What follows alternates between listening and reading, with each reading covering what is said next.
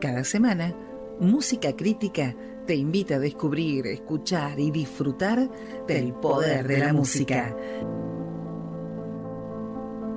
Conducción y producción, Sabrina Ávalo.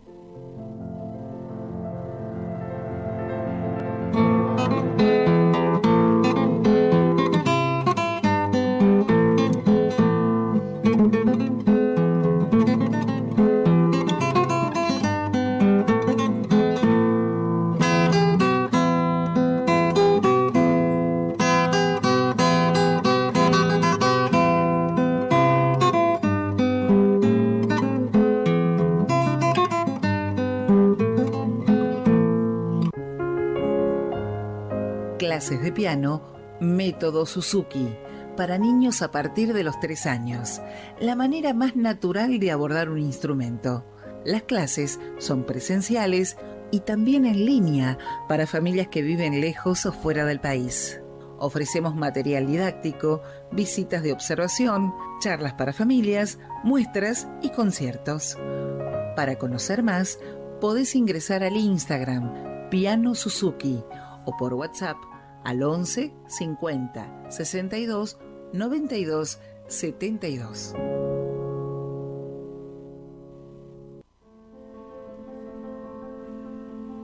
Hola, ¿qué tal? Muy buenas tardes. Bienvenidos al programa número 96 de Música Crítica, acá por el aire de Radio Hermes. Para comunicarse y ver el programa a través de Radio Hermes, también estamos en Facebook como radiohermes.com y por Instagram Radio Hermes Online.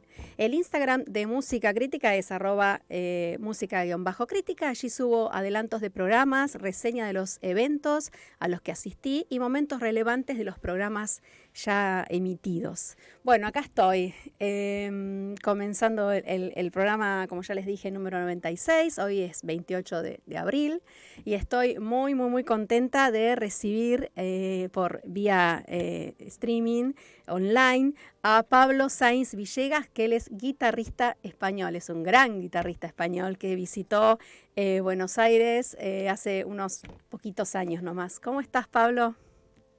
Un gusto, muy bien, gracias. ¿Todo bien? Espera que te Todo muy escucho bien, bajito. feliz de estar con todos ustedes. Me voy a poner los auriculares. ¿Vos me escuchás bien? Sí, perfectamente. Ay, ahora sí te escucho muy bien. Bueno, estoy muy contenta de que finalmente podemos estar al aire conversando con vos. Tenía muchas ganas de charlar sobre este instrumento, que recorre el mundo hoy por hoy, ¿no es cierto? Así es, la guitarra es para mí uno de los instrumentos más democráticos, más cercanos al corazón de las personas por su historia tan vinculada a la música popular y un puente natural a otras músicas, a la música clásica, al flamenco, al jazz, al folclore, al rock, al pop, y eso hace que la poesía de la guitarra pues sea universal. Sí, totalmente. Para comenzar, te quiero preguntar, Pablo, ¿cómo influyó tu territorio, La Rioja, España, en tu sonido, en la forma de entender la música desde tu lugar de origen? Bueno, hay algo intrínseco al lugar donde uno nace y donde uno crece sobre todo, ¿no? Que es ese entorno natural, esa banda sonora natural de tu región, ¿no? Ya sea en España o ya sea en cualquier cultura del mundo. Entonces, en mi caso, pues sí que la música, esos sonidos de las fiestas populares, las verbenas, las bandas de pueblo tocando, la Semana Santa, en fin, las jotas para celebrar la vendimia de La Rioja. Eh, entonces son todos estos sonidos los que en cierta manera van definiendo tu ecosistema musical natural desde niño, ¿no? Y desde esa forma, luego cuando uno como músico profesional se entrega a la música, está teñido a través de ese prisma ya vivido de esa música, ¿no? Mm. Y claro, como español, pues mucho del repertorio de la guitarra clásica está inspirado en esas raíces y en esas tradiciones, tanto flamencas como folclóricas de la música española. Y para mí entonces es como algo muy natural de repente fundirme con ese lenguaje, porque es el innato con el que yo estuve en contacto cuando crecí. Al Claro. mismo tiempo, la música es un idioma universal y hay algo que da lo mismo qué música, qué instrumento toques, al final es algo que es un palpitar del alma, un palpitar del corazón, de la sensibilidad, de las emociones y eso no impide que un músico de España toque música de Alemania o que un músico de Argentina toque música española de manera magistral. Claro. Me imagino que hubo un montón de maestros, pero digo, ¿hay algún maestro riojano por ahí especialmente que te haya dado las primeras herramientas o que te haya marcado antes de salir al mundo? Claro que sí, para mí siento un profundo agradecimiento por todos los maestros que tuve y todos y cada uno de ellos fueron capaces de transmitirme el mensaje que necesitaba recibir en ese preciso instante. Desde niño, que empecé a los 6 años, de la mano de Julián Allende, luego con Miguel Ubis, que fue un maestro con el que estuve prácticamente 10 años de mi formación de niño. Luego pasé a Paulino García Blanco, un profesor de Santander que venía de la tradición de la música antigua, todavía ha tomado clases con José Miguel Moreno. En fin, era una persona que definió mucho mi sonido actual, porque estuvimos 3 años practicando enfocados en la producción de sonido de la mano derecha. Entonces, esa fue el comienzo de encontrar mi sonido y mi voz a través del sonido como guitarrista.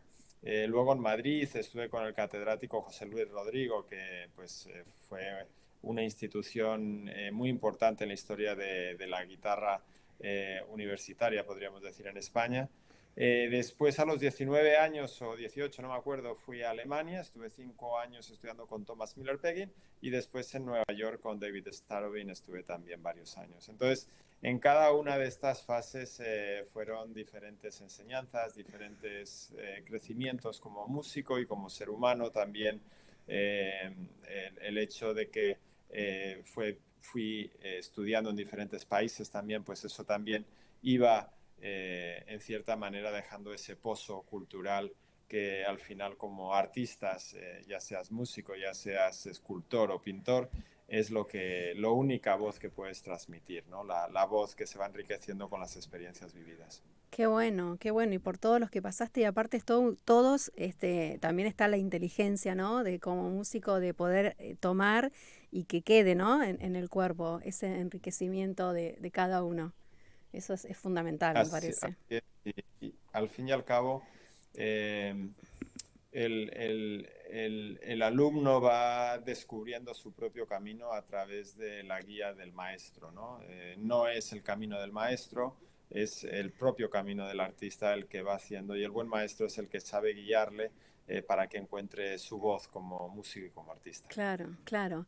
Y a partir de ahí, bueno, como sabemos, España es un país que respira guitarra, pero a la vez existe dentro de España diferentes lugares con diferentes caracteres según las regiones, podríamos decir. ¿Cómo te llevas con eso? Digo, con cada interpretación, con la característica de cada lugar que recorriste por España.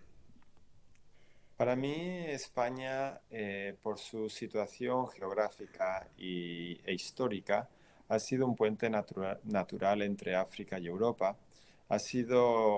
Fue el final el final de la ruta de la seda, que era además de una ruta comercial también como consecuencia una ruta cultural, y de la misma manera era el comienzo de la ruta a las Américas. Mm. Entonces, para mí es un punto de reconciliación entre el norte, el sur y el este y el oeste. Han pasado decenas y decenas de culturas a través de su historia por España. Algunas se quedaron algunos cientos de años, otras miles de años, y al final todo eso dejó un pozo muy rico culturalmente. Esa es lo que nos hace únicos a España, una de las cosas que nos hace únicos a España, su gran multiculturalidad que es inherente a su historia, ¿no? Está Andalucía con su rico legado judeo y árabe. Está Cataluña con su rico legado fenicio, griego, romano. Está el País Vasco tan autóctono y tan ancestral. Está Galicia, está Castilla. Es un país muy pequeño, pero con una expresión cultural tan diversa que esos, para mí y en mi personal opinión, ese es el valor de España. Es un país con identidad propia que celebra toda esta multiculturalidad. Y para mí la guitarra es un instrumento que aúna todas esas culturas y para mí cada una de esas cuerdas, cada una de esas 6 cuerdas de la guitarra son esas diferentes identidades culturales que juntas armonizan y que son más poderosas. Y para mí ese es el mensaje como músico y como músico español que transmito, ¿no? Es esa riqueza cultural que nos ha hecho ser un referente cultural y nos hizo donde de las diferencias culturales tenemos la oportunidad de aprender los unos de los otros. Y lo fácil es separarse, pero el valor es en apreciar la cultura que es diferente a la tuya, el valor intrínseco a una oportunidad de desarrollo, de aprender y de evolución. Y para mí España es eso. Y la guitarra como ese instrumento, uno de los pocos instrumentos que está totalmente vinculado a un país, a una cultura y su historia, que es España, pero al mismo tiempo, cuando la guitarra eh, eh, por su portabilidad y por su versatilidad llega a las Américas, se convierte en el instrumento para transmitir las diferentes identidades musicales de cada cultura y de cada país. Y así en Argentina, el tango no Sí. se puede pensar sin una guitarra. En Brasil, la bossa nova, la samba, los joropos en Venezuela o los mariachis en México o el bluegrass en Estados Unidos. Y Mm. para mí ese es el valor de la guitarra, es un instrumento que de forma natural aúna a las personas y que le pertenece tanto al mundo, tanto como a España. Sí, la verdad, sí, sí, tal cual.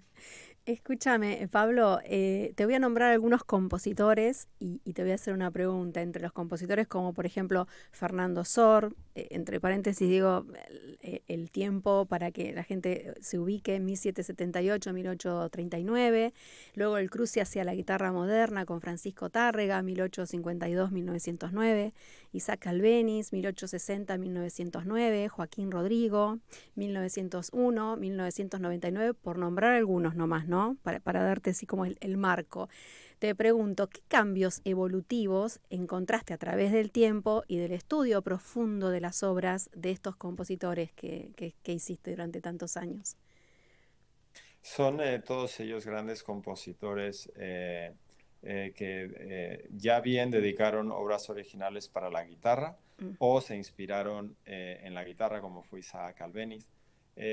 Todos ellos profesaron un conocimiento y un amor grande por la guitarra.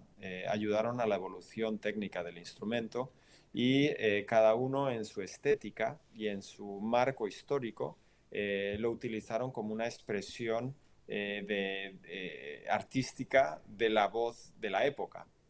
Así los compositores románticos o Joaquín Rodrigo componen en un estilo diferente, Ujú. así como Velázquez y Picasso pues pintan y pintaron en estilos diferentes. Todos ellos como un resultado de la expresión estética del entorno social y cultural que se vivió en cada época. Eh, para, para mí todos ellos representan y cada uno cosas diferentes, ¿no? Fernando Sor, por ejemplo, hay que entender Fernando Sor en el momento histórico de la Ilustración, ¿no? Mm. De esos ideales de humanismo que nacieron en Francia y que todos estos compositores realmente honraron no solamente como compositores, sino también Fernando Sor era un militar Entonces, algo que en estos momentos es casi inconcebible, ¿no? Pero era una visión del ser humano completamente diferente, ¿no? Una visión de luchar por los ideales. Y si lucho por mis ideales, soy soldado, pero también soy romántico y cuido mis emociones y mi creatividad, y entonces soy compositor también, y además soy guitarrista, y llevo la guitarra allí a los sitios donde me lleva también el ejército, ¿no? Eh, no se puede entender Fernando Sor sin esa vida detrás, ¿no? Sin ese entorno cultural. Francisco Tárrega ya de otra época, ya es esta época de los salones, esta época lo podríamos comparar como el Chopin de la guitarra, ¿no? Donde era la música de los salones, la música postromántica, donde se juntaban las tardes poetas y músicos y literatos, todos ellos a disfrutar de tardes entre amigos, ¿no? De música. Y Tárrega fue un compositor que realmente exploró también el virtuosismo de la guitarra como muy pocas veces se había explorado antes, y al mismo tiempo todos esos momentos profundamente líricos de obras históricas como Recuerdos de la Alhambra, El Capricho Árabe, Marieta, María, en fin, Sí. virtuosas como la Gran Jota de Concierto, que yo toco muchísimo, o el Carnaval de Venecia. Luego, Albéniz es un compositor catalán, nunca compuso originalmente para la guitarra, pero la mayoría de sus obras son más conocidas en la guitarra que en el piano, porque en realidad él, cuando estaba componiendo, estaba pensando en una guitarra. Y así pues todo este repertorio tan rico en la guitarra encuentra su elemento natural. Joaquín Rodrigo, ¿qué podemos decir de Joaquín Rodrigo? Invidente desde los 3 años, una persona que tiene recuerdos de luz y de muchas sombras, y eso se refleja en su música, ¿no? Una música también que está enraizada en el flamenco, en la música folclórica, y que se hace universal con el concierto de Aranjuez, y Mm. sobre todo ese segundo movimiento como una expresión de un momento dramático de la vida de Joaquín Rodrigo y su esposa, donde pierde a un hijo, y la guitarra expresa en el segundo movimiento de Aranjuez el dolor humano por haber perdido a un hijo, hablando y rezando a Dios, que está representado por la orquesta, ¿no? Y en esa oración, pues finalmente hay una resolución de ese conflicto a través de la aceptación. Sí, no, impresionante. Sí, sí, sí. Pablo, ¿qué podríamos decir de Andrés Segovia, por ejemplo? ¿Cuál fue su aporte al mundo de la guitarra? Inmenso. Andrés Segovia toma o sigue la tradición de la guitarra clásica española, de la mano de Llobet y de otros contemporáneos. Bueno, antes justamente se dan la mano, ¿no? Y la lleva a otro nivel, a otra Mm. esfera. La lleva a la esfera internacional, la lleva a la esfera de la ambición de aparecer en los grandes auditorios mundiales, desde el Carnegie Hall hasta, bueno, a todos ellos. Seguramente no tengo datos históricos, pero podría decir que seguramente tocó también en más de una ocasión en el Teatro Colón de Buenos Aires, y en tantos y tantos y tantos teatros. Entonces, él sacó la guitarra de esa tradición de los salones, de esa tradición de los auditorios pequeños, de su pueblo natal de Linares, en Jaén, y lo llevó al mundo. Entonces fue este momento histórico de máxima ambición, donde lleva un instrumento a las grandes cotas y a la popularidad más inmensa que ha gozado en su historia. Era un instrumento que estaba equiparado, ¿no? O él, precisamente como artista, se le equiparó pues a los grandes pianistas como Rubinstein o Ujú. violinistas. Mm. Eh, y ese es el valor que más le otorgo, ¿no? Esa ambición que tuvo, esa visión, esa determinación de llevar la guitarra a lo más alto y ser comparada como un instrumento rey de la música clásica. Esto hizo que después de él se creara una escuela muy sólida también, con guitarristas que siguieron su legado, como Julian Bream, como Narciso Yepes, Mm. como John Williams, y ya luego más tarde pues Manuel Barrueco, David Russell, Álvaro Pierri, en fin, tantos y tantos guitarristas, ¿no? que han hecho grande a la guitarra y bueno, en estos momentos es nuestra responsabilidad, la de los guitarristas jóvenes, el continuar ese legado y mantener viva esa ambición y esa determinación de hacer de la guitarra el instrumento de la gente por un lado y al mismo tiempo el instrumento sinfónico y de las grandes salas de conciertos a nivel internacional. Ujú. Sí, sí, tal cual. Escúchame, Pablo, hablemos un poquitito de técnicas. Yo toco el piano, no soy guitarrista, pero te quiero preguntar. Por ejemplo, el trémolo es una de las dificultades más complejas de abordar y mantener. Es esa sensación del sinfín y que aparte es un sinfín, bueno, parejo, como esa cosa, me da la sensación de la cosa circular, de lo que no, nada acaba, pero aparte en la perfección que la escucho en tus manos, por ejemplo. ¿Cómo viene eso? El trémolo es una técnica intrínseca a la guitarra clásica. Es, eh, es una técnica que requiere años de práctica para naturalizar ese movimiento. Y para algunos que nos escuchen, que quizás no saben muy bien a qué se trata, de lo que se trata es de, por un lado, se está creando una melodía continua con estos tres dedos, anular, medio índice, Ujú. y es como si fuera una cantante o un cantante que está haciendo una melodía y está cantando libremente, y ahí viene también uno de los retos. El trémolo se tiene que sentir como alguien que está cantando. Y al mismo tiempo, con este dedo, el pulgar, mientras que estos dedos hacen este movimiento, este dedo está haciendo los bajos y el acompañamiento. Con lo cual, os podéis imaginar que es todos los dedos en movimiento, en sincronización, haciendo diferentes patrones. Eh, yo es una técnica que la trabajé mucho desde niño y tengo una metodología muy clara de estudio, de combinaciones, de realmente crear una tridimensionalidad de lo que es el trémolo. Por un lado la melodía, como decía, por otro lado el bajo y por otro lado las voces intermedias, que el bajo y las voces intermedias se tocan con el pulgar. Esto hace que mucha gente, cuando escucha mi trémolo, eh, después de los conciertos, dice, cerré los ojos y pensaba que había tres guitarras.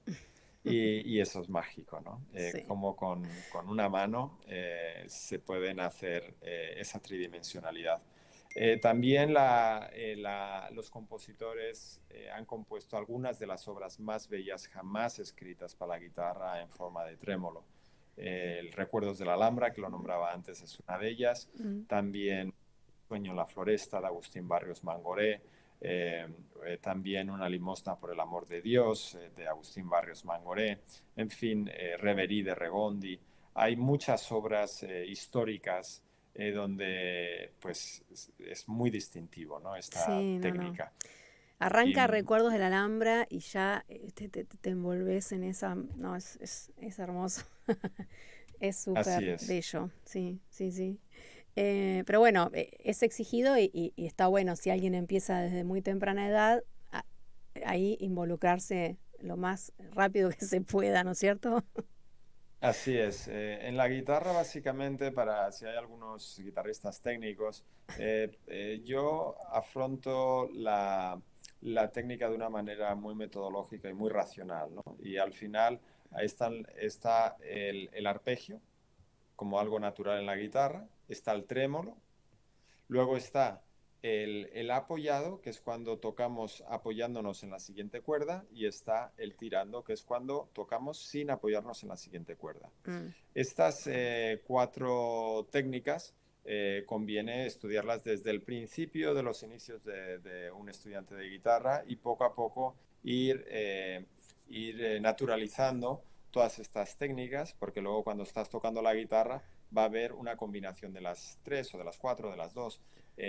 Y para mí ese es el primer escalón solamente. Yo veo la interpretación musical como músico, como una gran pirámide, donde la base de esa pirámide es la técnica. Y es una metodología muy clara, es técnica pura. Y la técnica se basa en la percepción de tu cuerpo, cómo maximizar esos movimientos utilizando la mínima energía con el máximo rendimiento musical. Esa es la base. Pero esa es simplemente la base de una pirámide que no hace la pirámide. Cuando tienes esa base técnica, te permite empezar a desarrollarte musicalmente. Y la música y la musicalidad también se puede enseñar desde un punto de vista bastante teórico y práctico, cómo fraseas, el pulso, un acento, una articulación, un color. Y, y, y eso a veces hay muchos músicos que se quedan ahí. Tengo una técnica sólida y tengo una musicalidad, soy musical, pero hay algo mucho más para mí y este es parte de mi proceso. Cuando eres capaz de, con una técnica, empezar a expresar musicalmente algo bello que ha compuesto el compositor, empezamos a entrar en las zonas más metafísicas, más poderosas y más personales de cada músico, y es las emociones. ¿Qué emoción quieres o con qué emoción quieres participar de la emoción del compositor? ¿Qué emoción puso el compositor ahí y cómo quieres ser partícipe de esa emoción para que luego invitemos al público a participar de esa emoción? Y ahí es cuando empezamos a hablar de quién soy yo como ser humano, qué es lo que estoy sintiendo. Pero no es solamente eso, hay otro estadio mayor, y es el último, en mi opinión, que es el de el mensaje y el propósito y la intención. ¿Qué mensaje quieres transmitir?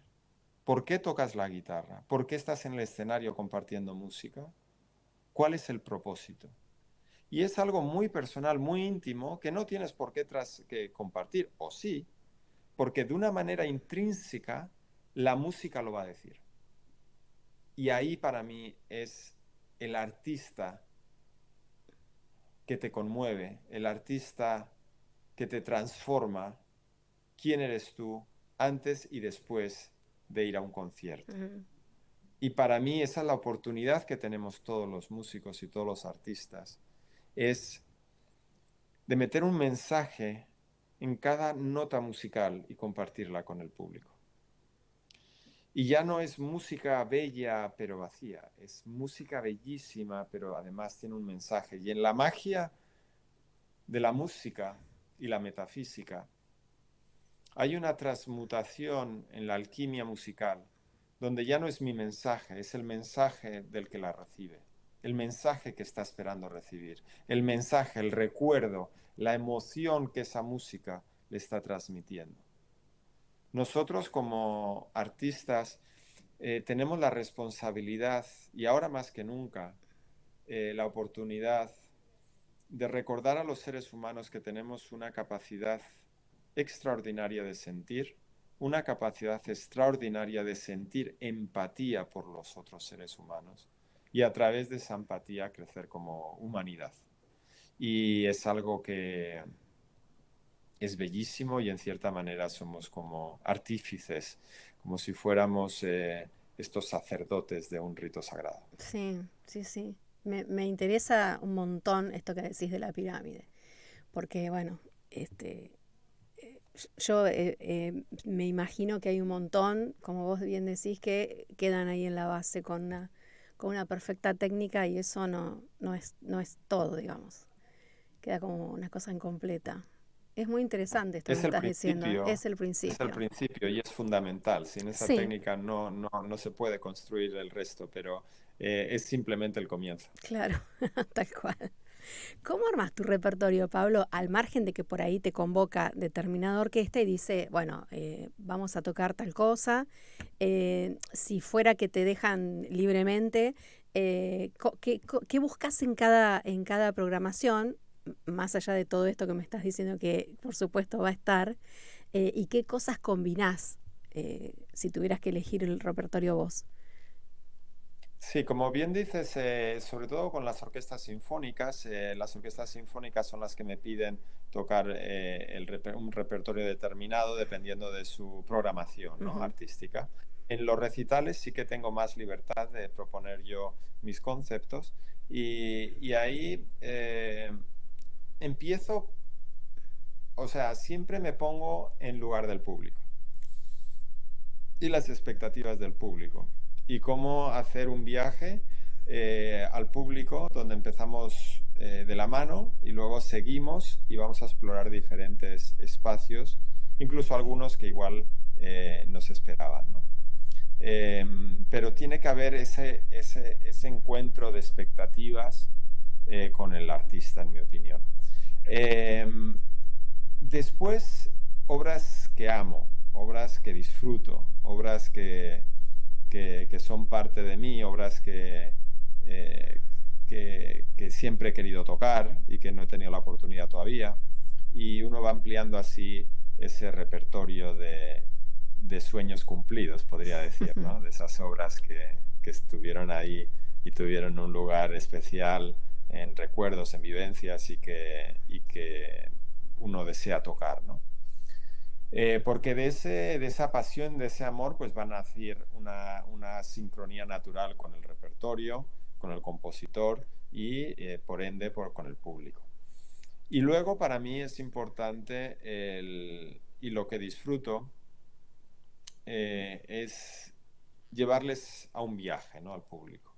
Un viaje, una narrativa, un concepto donde cada pieza de manera individual forman parte de un concepto más amplio y de ese viaje, ¿no? Y en ese viaje va a haber momentos eh, de emoción profunda, momentos muy íntimos, momentos de virtuosismo, momentos quizás un poquito más angulares, más rítmicos, o de unas armonías o de un lenguaje expresivo más atrevido por un compositor y luego vuelvo. Entonces es como si fuera, bueno, es un canvas, ¿no?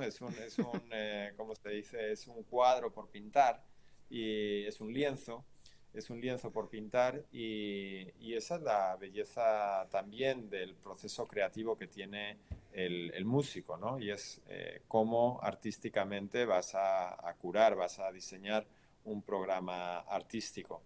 Tenemos la ventaja que en el repertorio de la guitarra clásica española pues tenemos repertorio prácticamente desde el Renacimiento hasta la actualidad en el siglo XXI y podemos jugar de una manera muy libre, muy creativa. Y luego para terminar esta pequeña reflexión, eh, hay otro concepto que también he explorado a veces, donde es simplemente una época, por ejemplo, cuando grabé Soul of Spanish Guitar, Alma de Guitarra Española, mi álbum era todo de música española. Ujú. Entonces ahí, en las giras que hice, era todo un viaje por la música española de mi país, ¿no? Claro, claro, está bueno. Contame, Pablo, sobre las acústicas de las salas. En la reseña que escribí acá cuando debutaste en el Teatro Colón en julio del 22, hiciste una declaración artística que decía, toco sin amplificación porque es la técnica la que me permite poder presentar la guitarra tal cual es, ¿no? Entonces supongo que siempre es un desafío llegar a un nuevo lugar, probar la sala. ¿Qué pasa cuando la acústica por ahí del lugar no ayuda demasiado? ¿Cómo lo manejas eso? Claro. Eh, sí que es mi propósito presentar la guitarra tal cual es, ¿no? Como has descrito. Eh, es un reto en ocasiones eh, que, que, que necesita de una técnica muy sólida a mano derecha, ¿no? Ahí es cuando hablaba de mi profesor de Santander que me ayudó a desarrollar esta técnica. Expandir los niveles expresivos de la guitarra y de las intensidades de la guitarra es fundamental y es una responsabilidad de todos los guitarristas, porque si queremos ser profesionales y llenar una sala de 2000 personas, necesitamos crear esa experiencia de la guitarra como una guitarra que te susurra, pero también que es extrovertida y te llega el sonido hasta la última butaca de un teatro de 2000 personas. Contestando a tu pregunta, sí que hay dos factores. Uno, el repertorio, sobre todo tocando con orquesta. Hay algún repertorio que te permite, si está bien orquestado, tocar sin amplificación, como es el caso de las obras de Joaquín Rodrigo, Concierto Aranjuez, Fantasía por un gentilhombre, incluso Concierto para una fiesta. Pero hay otro repertorio que por la orquestación del compositor se hace un reto más grande, ¿no? Entonces, por ejemplo, recientemente encargué un concierto místico y profano al compositor mexicano Arturo Márquez, y está muy bien orquestado, pero sí que necesita un poquito de amplificación para que haya ese equilibrio expresivo entre la guitarra, pero es tan mínimo que realmente la gente no se da cuenta que está amplificado. Es ese 10% que se mezcla realmente o sea, llena un poco el espacio. En cualquier caso, ese es uno de los factores, el repertorio. Y por otro lado, es, como bien decía, la acústica de los sitios, de los teatros. Nombrabas el Teatro Colón, que no es porque esté aquí hablando para No, todos no, los amigos ya sé que argentinos no. y argentinos, porque creo que esto es algo voz populis, o sea, todo el mundo lo dice y lo reconoce, y yo lo celebro y lo reafirmo. El Teatro Colón para mí ha sido, si no la mejor acústica en la que he tocado en el mundo, una de las mejores. Me acuerdo también del Concertgebouw de Ámsterdam, del Suntory Hall de Tokio, salas que son milagros de la acústica. Y el Teatro Colón, si juntamos a eso la belleza del espacio, las dimensiones tan monumentales de ese teatro y su historia, para mí se me ponen los pelos de punta ahora solo de pensarlo. Y fue entrar y hacer la prueba de sonido y decir, o sea, yo siento cuando estoy en el escenario, ¿no? Siento el espacio y digo, toco una nota y digo, sí, ya, no se necesita amplificación, tiene una acústica milagrosa. Entonces, se tienen que dar un poco todas esas circunstancias, ¿no? La técnica del músico, el repertorio y la acústica del lugar. Si estos tres aspectos se alinean, la guitarra es un instrumento como cualquier otro instrumento para ser disfrutado en las salas sinfónicas del mundo de los conciertos. Está bueno, qué bueno. Y luego, disculpa, Sí, ¿qué pasa cuando no son así? Porque estoy hablando solamente sí, cuando eso. son. Cuando no son así, también como profesional y estando cada semana en 2 o 3 escenarios diferentes, uno se adapta y uno da lo mejor de sí en cada momento. Entonces, en las acústicas, al final, vienen muy determinadas por la percepción personal que uno tiene y los recuerdos que tienes de lo que te hace sentirte más cómodo y menos cómodo. Pero al final tú sales al escenario y si sales a un teatro con una acústica muy seca, das lo mejor de ti y adaptas un poco toda la musicalidad que quieres presentar esa noche a esas circunstancias, de una manera automática, y eso es la experiencia también, ¿no? Claro. Entonces, para mí lo importante, y esto es algo que aprendí muchísimo con Plácido Domingo, en las numerosas oportunidades que tuve de aparecer en diferentes teatros y estadios también, uno da lo mejor de sí en cada momento, incluso los errores, incluso esas circunstancias que no son ideales. Esto no va de ti, esto no va de la acústica, esto va de la música y Claro. de tus emociones y de lo que va, esa conexión que vas a crear con el público. Y esa conexión con el público se puede dar en cualquiera de las circunstancias que sean. Al final lo que depende y lo único que se necesita son dos almas y la música como vehículo conector. Sí, tal cual. Pablo, visitaste países, digamos, por nombrarte algunos, ¿no? Toda Europa, México, Brasil, Bolivia, Venezuela, Estados Unidos, Chile, Japón, Nueva Zelanda, Australia, Rusia. una gran cantidad de países y sus culturas a cuestas, ¿no? De cada país. Y además sus geografías y sus diferentes climas tan distintos. En esta línea te quiero hacer dos preguntas sobre esto. ¿Cómo es acostumbrar el instrumento a cada ambiente que vas? Me refiero a la humedad del lugar, a la sequedad, a los distintos climas, que algunos son menos amigables que otros, ¿no? Y por el otro lado, ¿cómo sentiste, cómo percibiste el público, por ejemplo, de lugares como Rusia o como China, que quizás es un público que vos llevas un instrumento que por ahí ellos no están tan por ahí habituados, por así decirlo? Sí, sí que es cierto que la vida del músico profesional es viajar por todo el mundo y en ocasiones cambiar de hemisferios, de climas. Esto para el instrumento puede ser un reto y todos los músicos profesionales llevamos al final un kit de humidificadores, sobre todo, que es lo que más puede Mm, dañar a un instrumento cuando hay un clima muy frío o un clima muy seco. La sequedad, tanto en ambos climas, es muy, muy seca. Y esto a la guitarra le puede hacer, de repente, si es muy seca, que se raje, ¿no? La tapa acústica de la guitarra.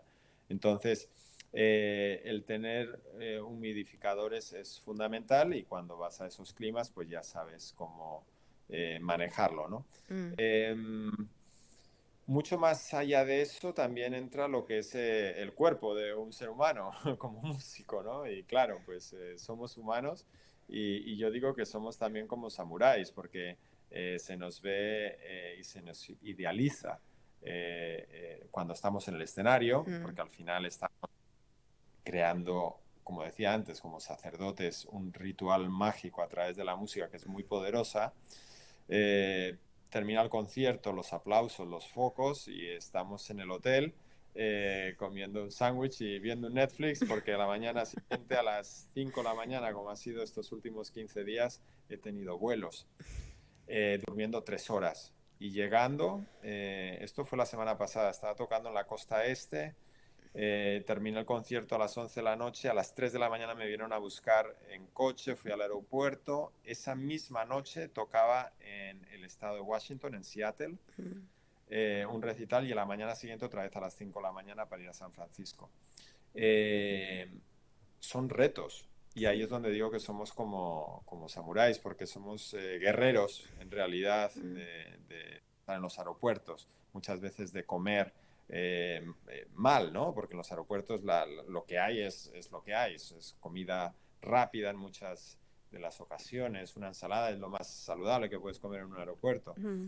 y si la hay. Y sin embargo llegas al hotel después de 10 horas de vuelo, habiendo dormido 3 horas la noche anterior, coges la guitarra, te pones la pajarita, el lazo, sales al escenario y hacer poesía. Claro. Y ahí es donde tenemos esta dualidad, esta capacidad maravillosa y extraordinaria de crear belleza en situaciones a veces a nivel físico complicadas, ¿no? Y a mí me apasiona, y me apasiona porque al mismo tiempo hay una adrenalina que te hace dar lo mejor de ti en cada momento y en el momento que pisas en el escenario se te va todo ese cansancio, se te va, de repente te conectas con algo mucho más superior a ti, a ese cansancio, que es esa conexión emocional Mm. con todo el público a través de la música. Y ahí es donde eh, pues, eh, sientes acariciar a Dios, ¿no? En cierta manera. Y luego me preguntas respecto a los auditorios, sí, a los A públicos. los Sí públicos. que la música le pertenece a la gente, la música es un lenguaje que unifica la condición humana. eh, y al final la gente va a recibir ese mensaje que decía antes, ¿no? Ese mensaje emocional. ¿Cómo reacciona a los públicos? Sí que hay pequeñas diferencias dependiendo un poco de su entorno social y cultural, ¿no? Si vas a Japón, me acuerdo, por ejemplo, que ellos son de aplaudir así, mucho, mucho, casi sin moverse, nadie grita, pero pueden estar un cuarto de hora aplaudiendo así. y aplauden y aplauden y aplauden. Es su manera de sentirse agradecidos. En Rusia son muy entregados, muchísima gente joven, los recuerdos que tengo. Te dan flores, se acercan al escenario y te dan unas flores. El público, ¿no? Se acerca. Y es un público que siempre llena los teatros y mucha gente joven. Y para mí eso es de mucha inspiración porque la música es para todos. Sí. El americano, por ejemplo, pues es mucho más extrovertido, enseguida se levantan, te lanzan vítores, en fin, gritan. eh, y, y al final es cómo reaccionas a lo que has sentido. Pero lo que has sentido, somos humanos todos. Sí. Es algo similar, es un viaje similar el que hemos tenido todos. Cada uno con un entorno, vamos a decir, decorado por tu tradición cultural, por tu entorno social, pero al final la esencia de ese lugar es la misma. Mm. Ay, ¿sabes, Pablo, que estoy tratando de decidir qué te pregunto? Porque tengo, tengo tantas cosas acá. Quería preguntarte algo así como particular que no suelo por ahí preguntar. ¿Las manos las tenés aseguradas o no? No, no las tengo aseguradas y mucha gente se echa las manos a la cabeza. No, no las tengo aseguradas, pero porque no creo en el concepto del seguro desde el punto de vista emocional del que viene. Y Ajá, es, en la vida, tú puedes hacer y vivir la vida desde dos lugares, desde el amor o desde el miedo. sí, Y si claro. tú tienes un seguro es como, uy, por si acaso. Claro, no, ¿De me qué parece viene? ¿Del amor o perfecto. del miedo? Del miedo. Sí, Entonces, ¿sabes? Para mí es como, la vida es así, es muy sencilla, es en plan romano, es para arriba o para abajo, la gente te lleva para arriba, te lleva para abajo. claro. Esto lo estás haciendo por amor o por miedo. Y entonces cuando estoy pensando en un seguro digo, es por si un día me quedo y me lastimo una mano y ya no puedo tocar la guitarra. Pues gracias a Dios, porque esa es mi actitud, haré otra cosa. Mm, Sería gravísimo, me daría profunda pena, lloraría mucho y posiblemente estaría algunos meses profundamente entristecido. Pero hay una expresión en inglés que es how you do anything is how you do everything. Es cómo haces una cosa, es como haces cualquier cosa. claro, claro, Para sí. mí el éxito es una actitud, la excelencia es una actitud. Es cómo te relacionas con tu vida. a través, a través de dar lo mejor de ti, a través de explorar lo inexplorado, porque lo explorado ya lo ha hecho mucha gente. Es una actitud de cómo quieres disfrutar, descubrir y vivir la vida. Y para mí, pues sí, es una cuestión de No, confianza en la vida, me de parece confianza en la perfecto. música que hago. Y obviamente intento no hacer locuras, ¿no? No voy no voy a patinaje sobre hielo, porque sé que no tengo ni idea y que me voy a caer. Y si que me caigo sobre una superficie dura, pues igual lo más probable es que me lastime las uñas. Claro, Entonces, bueno, pues intentando ser lógico, coherente claro, y cuidadoso. precavido, lo normal, pero seguir disfrutando la vida. Sí, sí, muy bueno, está muy bien. Escúchame, ¿seguís recorriendo el mundo con tu guitarra Matías Daman desde 2007? ¿Es la Así es, misma? esta que... Ah, la que está ahí atrás. Sabés que estuve indagando un poquito sobre este luthier, que además es técnico con serios conocimientos de ingeniería electrónica y ha incursionado mucho sobre la investigación acústica aplicada a la guitarra. Se dice por ahí que construye solamente 5 guitarras al año y que tiene una lista de espera como de más de 10 años, a pesar de que su guitarra es una de las más caras del mundo. Entonces te pregunto, ¿qué tiene en su armado la guitarra Matías Daman que quizás no tenga otras? Sí, lo has descrito muy bien. Matías Daman es un genio. Tenía un abuelo chelista y otro abuelo ingeniero técnico. Y bueno, y la guitarra que él construye es un buen ejemplo de eso. Él creó un nuevo paradigma de guitarra. Se parece igual que cualquier guitarra, con la bocadura, la tapa. El secreto de estas guitarras está en la tapa. Lo que veis aquí, Mm, en la tapa, la tapa, él va al concepto de los instrumentos de música antigua del Renacimiento, donde se utilizaba muy poquita madera, muy transparente. Y entonces una madera muy delgada vibra mucho. Vale, ese es el concepto físico. ¿Qué pasa? Que un laúd o una vihuela, la tensión de las cuerdas era muy pequeña. En una guitarra moderna son como unos 18 kilogramos de tensión. Entonces, claro, no puedes utilizar un papel prácticamente de madera porque se va a romper, no va a soportar la tensión. Entonces, la tensión, los 18 kilos de la guitarra están sujetos aquí, al puente. Ajá. Este puente está teniendo una presión constante durante años de 18 kilogramos. ¿Qué es lo que él hizo y lo que le hace único? Esta tapa armónica, que es muy fina, un poquito más gorda que un papel, lo que hizo es poner dos y entre medio creó unas láminas como unas pequeñas columnitas de papel que crean ese espacio. Entonces hace que dos láminas muy finas de madera del tamaño de un papel estén coexionadas con estas varillas de madera, pero creando un espacio de aire entre ambas. Con Ajá. lo cual, ellas vibran mucho, pero con esta ingeniería de dos láminas y las tiritas de madera, hace que puedan soportar todo ese peso. Básicamente, hay más elementos involucrados en la construcción, pero físicamente eso sería lo que hace únicas a las guitarras Matías Damaro. Ah, tengo un montón de preguntas de la gente, pero no tengo tiempo. Pero una sí, las cuerdas, ¿qué marcas son? ¿Y de qué son? Yo utilizo las cuerdas Noblog, son unas cuerdas hechas prácticamente de una manera muy artesanal en Gerona, en España. Es una marca que antiguamente era de Alemania, creo. Y bueno, son desde hace mucho tiempo estoy utilizando estas cuerdas y son las cuerdas que me permiten expresarme realmente como quiero y me permiten un amplio abanico de colores y de intensidades también. Mira, mira, te iba a preguntar por los compositores que tenés una guitarra, sos un guitarrista de alto espectro, viste como los medicamentos, porque ahora vas a grabar un disco dejás un poco la guitarra clásica al costado y vas a grabar un disco con un montón de compositores contemporáneos. Eso, bueno, quería preguntarte cómo te sentías con eso, cómo viene.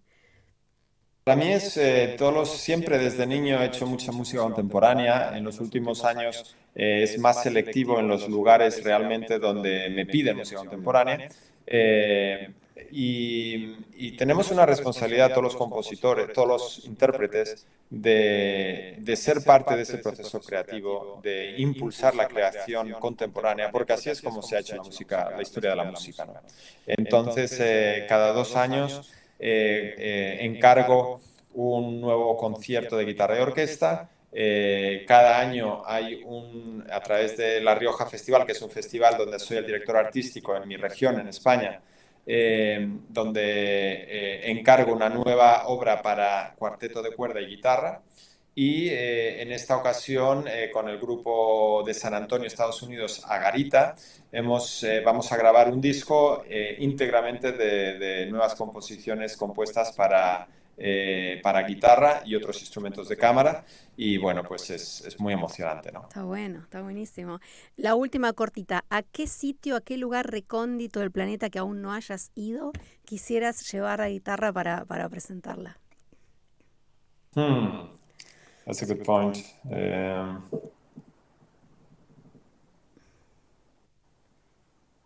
Fíjate que me es complicado responder porque he estado en tantos sitios. Bueno, un sitio que no he estado y que me gustaría es Corea del Sur. Ajá, está bueno, está bueno.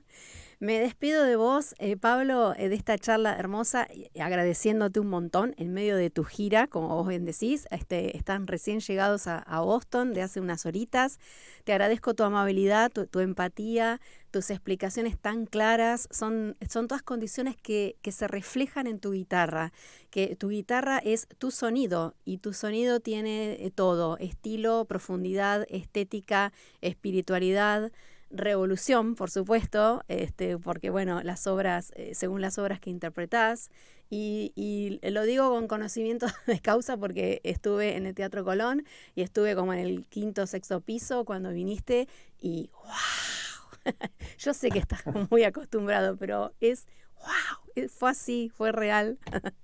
Así que bueno, fue un honor para mí, para Música Crítica de verdad, que me hayas regalado a mí y a todos los que después vamos a seguir replicando el programa, esta horita charlando. Le mando un beso también enorme a Sara, a tu mujer, que es una divina, muy amable, y a Estefanía desde otro lugar que estaba coordinando también para que hoy pudiéramos charlar.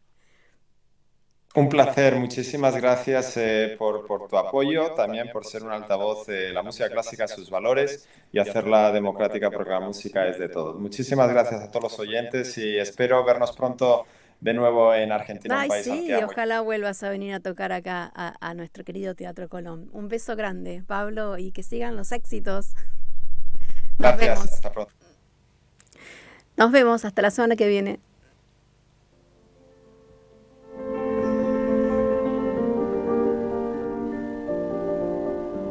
Música Crítica, una idea de Sabrina Ávalo, te espera el próximo martes a las 15, acá en www.radiohermes.com.ar, tu lugar de expresión y comunicación.